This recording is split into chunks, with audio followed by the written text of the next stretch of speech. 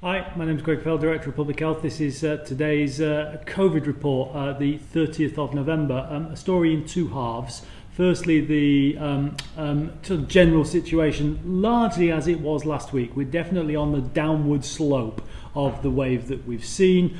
Quite high rates of COVID, sort of less than 300 per 100,000 and going downwards, and kind of will go up and down over a period, I think. Hospitalisations are downwards. They will go down really slowly, all up, and I've said it many times, we're in for a very, very, very difficult winter. We know what to do. Flu season hasn't yet started, but it will start soon. Most importantly, get your flu jab. If you haven't yet been vaccinated against COVID, then it's never ever too late. Don't feel that we've missed you because there's a vaccine there with your name on it. And all of the usual stuff, face coverings, and if you have symptoms, stay at home. If you regularly lateral flow device test yourself, all of those things are as they were. And be kind to your NHS and social care. They're working exceptionally hard to provide you with a good service, but it's pretty tough for them. So be kind, be patient, and think, do you really need to use healthcare services? That's the first half. The second half is Omicron. So this is a story that broke over the weekend.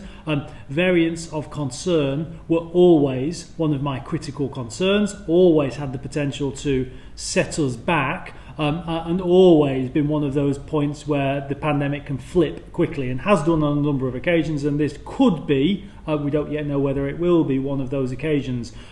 The concerns are multiple fold, but there are as yet unanswered questions on whether or not it is more transmissible than Delta, whether or not it leads to more harm, more hospitalisation than Delta, and importantly, whether or not it leads to a less effective vaccination. Currently, the vaccination, the vaccinations that we use against Delta, they've achieved levels of effectiveness that we can only dream of.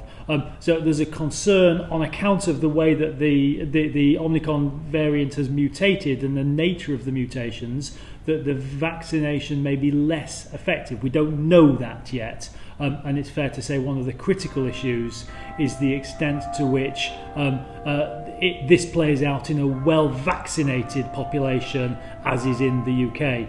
It is in the UK. It's only a matter of time before it reaches South Yorkshire and then Sheffield. But it is in the UK. So accordingly, our strategy is to delay the spread as much as we possibly can. Face coverings, regular lateral flow device testing, keeping your distance. Do you really need to go out? Do you really need to have that thing face to face? Can it be done online? And importantly, isolate if you have symptoms and then get a test and act accordingly. So all of that is a delay tactic, and the delay is to buy time to maximise the booster coverage, and if you haven't yet had dose 1 and dose 2, maximise your primary dose, because even if there is immune escape, all of the indications are that the vaccines will still protect you against serious illness. We don't know that. We have to wait till the science is clear on that. But the most important thing that any of us can do is to get first 2 doses, and many of us have had them, most of us have had them now, and get the booster when you become eligible. And that's the thing that will still continue to contain the virus, and hopefully we see the end of the pandemic. Some uncertainties as the science on this develops over the next couple of weeks. I'll keep you posted as that does develop. But most importantly, get vaccinated against COVID and get the booster.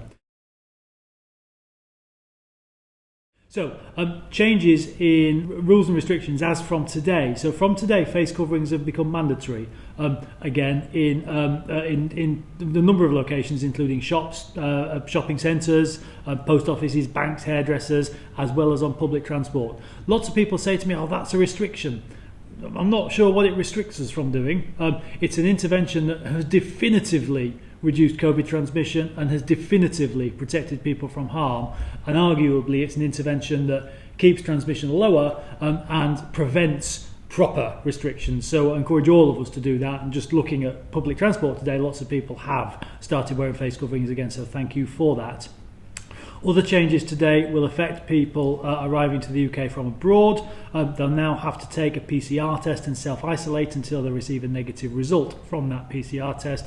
And another change which has come into effect today requires all contacts of suspected Omicron cases to self-isolate for 10 days, even if they're fully vaccinated. That's a temporary measure. It will be reviewed in a few weeks' time, and you will know if you have a Omicron diagnosis or an Omicron positive. Vaccination program is continuing to operate. It operates very successfully. So again, announced yesterday that all adults would be offered boosters, and by all adults, everyone aged over 18. There've been quite a lot of confusion about this, how it will work and how people can book. We are expecting more details later from the NHS on how that will work and how that will be accelerated to combat the variants. Boosters will be given in priority order, and we're focusing on vaccinating those that are most likely to come to serious illness, so the very old first, and then we work down the age cohorts. So all that said, as of last week, 22nd of November, 383,000 people in Sheffield had both doses of COVID vaccination, and more than 102,000 had received their booster jab, which is a fabulous start, but it still means we've got a long way to go. So please do book your first and second doses if you haven't yet had them. That is the most important thing to do, and booster doses. 16 and 17-year-olds can now book their second vaccination on the National Booking Service. Walk-ins 12 weeks after the first vaccination are available, so you don't need to book, you can walk in. For 12 and 15-year-olds, there are additional clinics for 12 to 15s. Slots are released weekly, and again, you can book them on the National Booking Service for the Sheffield Vaccination Centre. Please be patient, please keep trying. Children can pop along without an appointment to one of the drop-in clinics this December. They're being run at Sheffield Children's Hospital outpatients, 7th of December and 13th of December. The Sharrow Community Forum on the 9th of December and the 15th of December, both 4 till 8. Lastly, please note, if your child has tested positive for COVID-19, they need to wait 12 weeks before they can have a COVID-19 vaccination, and that's on account of the JCVI recommendation from 15th of November.